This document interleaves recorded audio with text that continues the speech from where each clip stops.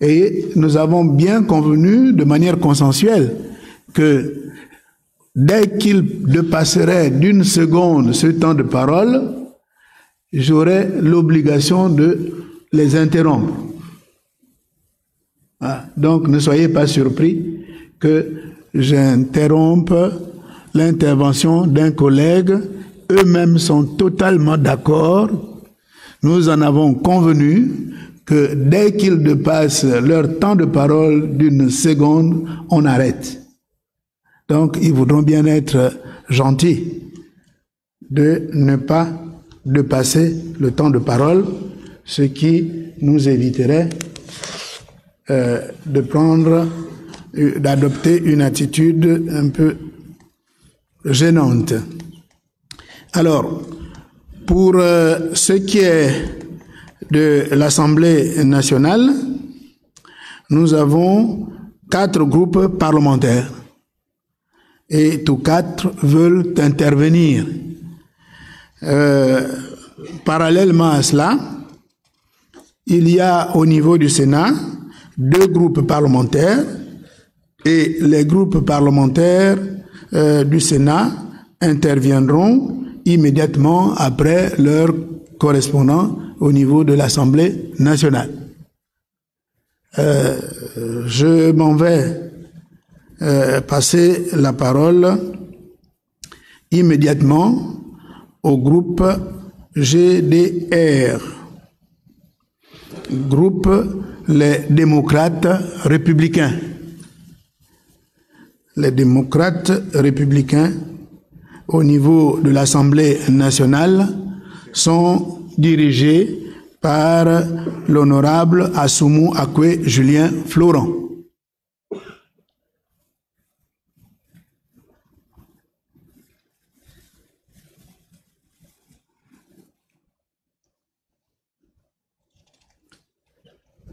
Vous avez la parole, honorable collègue.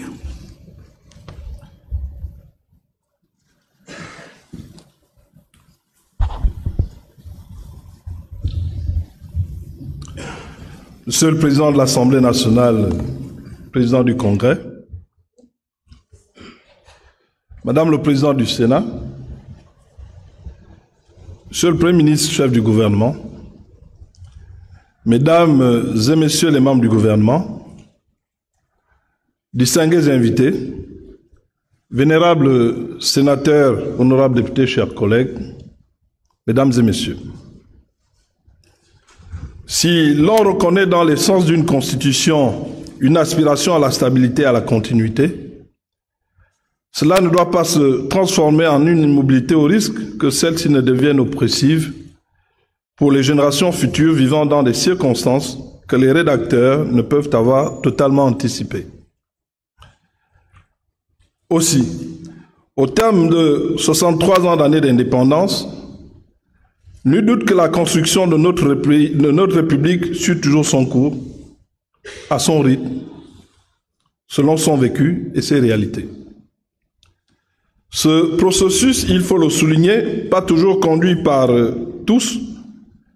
implique chaque fois que nécessaire pour l'intérêt du plus grand nombre, la majeure partie des acteurs de notre environnement. Aussi me plaît-il, ce jeudi 6 avril 2023, devant le Parlement ici réuni en congrès, et au nom du groupe parlementaire démocratique républicain GDR, que j'ai l'honneur de présider, de me plier aux usages constitutionnels et républicains au terme des dispositions de l'article 109 de notre loi fondamentale qui consacre aux parlementaires la lourde et exaltante mission au nom du peuple souverain de modifier la Constitution en République gabonaise. La présente révision constitutionnelle procède en toute logique de la prise des textes législatifs dans la mise en œuvre des recommandations de la récente concertation politique, un acte fort, s'il est besoin de le rappeler, qui ne doit revêtir aucun sentiment égocentrique d'un groupe d'intérêts au détriment d'un autre, mais simplement requérir un sens élevé de responsabilité au service de tous. Monsieur le Président du Congrès, distingués invités, Mesdames et Messieurs, la culture de la concertation et du dialogue caractérise, à n'en point douter, le modèle démocratique gabonais pour faire avancer notre pays avec son temps. Cette philosophie, ce modèle que cultivent les plus hautes autorités de l'État depuis des décennies est matérialisé à l'heure actuelle par le président de la République, chef de l'État, son Excellence Ali Bongo Ondimba, cadre bien avec la volonté des différents acteurs la scène politique nationale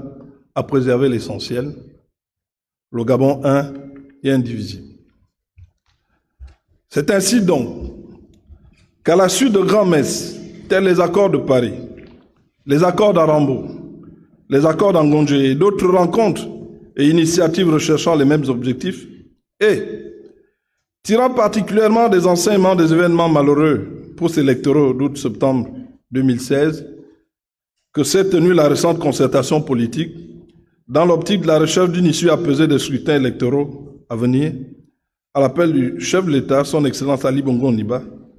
qui, par cette réponse favorable, confirme une fois encore sa participation permanente à la consolidation durable des institutions de l'État. Par leur implication responsable, les différents acteurs politiques, tous bords confondus, viennent à nouveau de démontrer qu'aucune fatalité de l'enlisement et de l'échec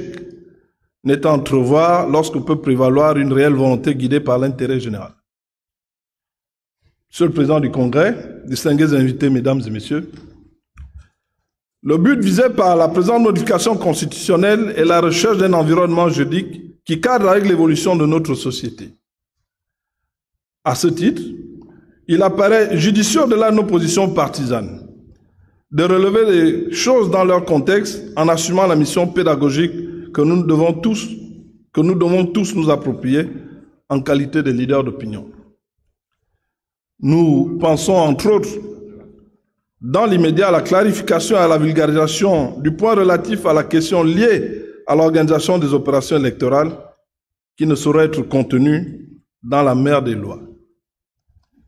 Nous interpellons également sur l'extrême nécessité de se soumettre à la loi de la majorité, levier essentiel et fondamental à l'expression démocratique, même dans son camp politique,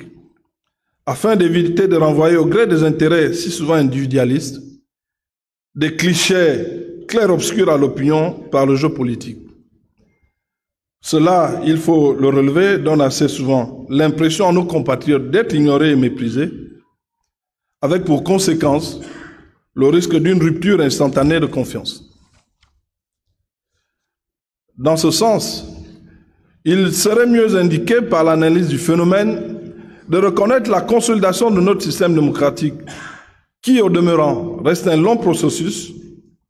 faut-il le rappeler, implique fondamentalement le respect des principes et des règles pour tous et par tous. Et comme l'indiquait en rappel l'ancien président français Nicolas Sarkozy, lors de son adresse devant le Parlement réuni en congrès sur les défis et priorités de la politique gouvernementale le 27 juin 2009, pour ne pas le citer, une démocratie apaisée, ce n'est pas une démocratie où tout le monde est d'accord, mais où tout le monde s'écoute et se respecte. Fin de citation. Monsieur le Président du Congrès, distingués invités, Mesdames et Messieurs, le texte qui nous est soumis ce jour porte essentiellement sur les points relatifs à la rééducation de la durée du mandat du Président de la République qui passe de 7 à 5 ans, l'harmonisation des durées de mandat politique, Président de la République, parlementaires et élus locaux, l'adoption d'un mode de scrutin uninominal à un tour pour toutes les élections politiques, la limitation de l'âge pour se porter candidat à l'élection présidentielle à 30 ans. Ces retouches, résultats du point de vue majoritaire de la classe politique,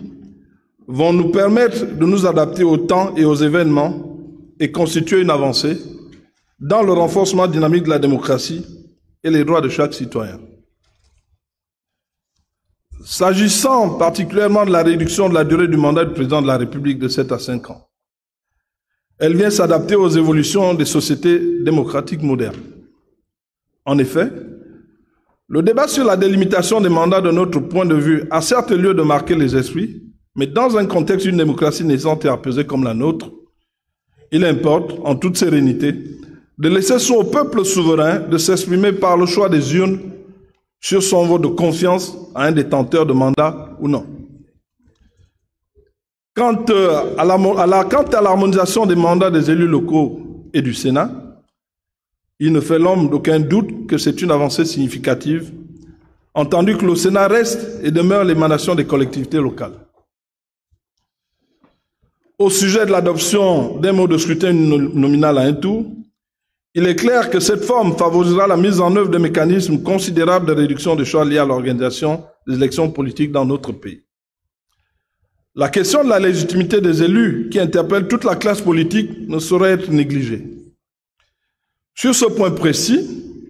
il apparaît opportun que chacun des acteurs et leaders fasse également un état des lieux des différentes attitudes politiques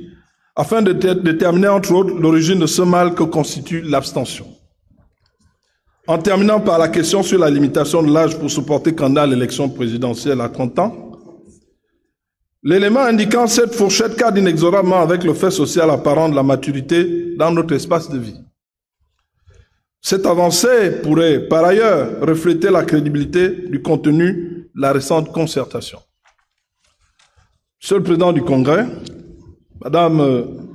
Présidente du Sénat, Mesdames et Messieurs les membres du gouvernement, honorables députés, vénérables sénateurs, chers collègues, distingués invités,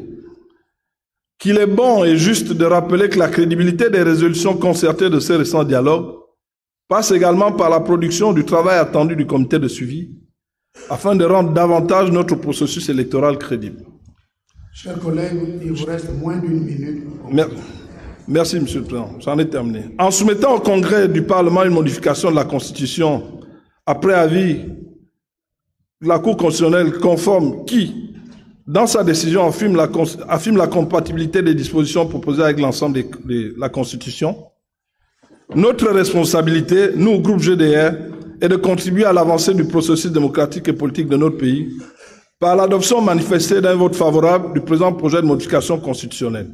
Je vous remercie de votre bienveillante attention.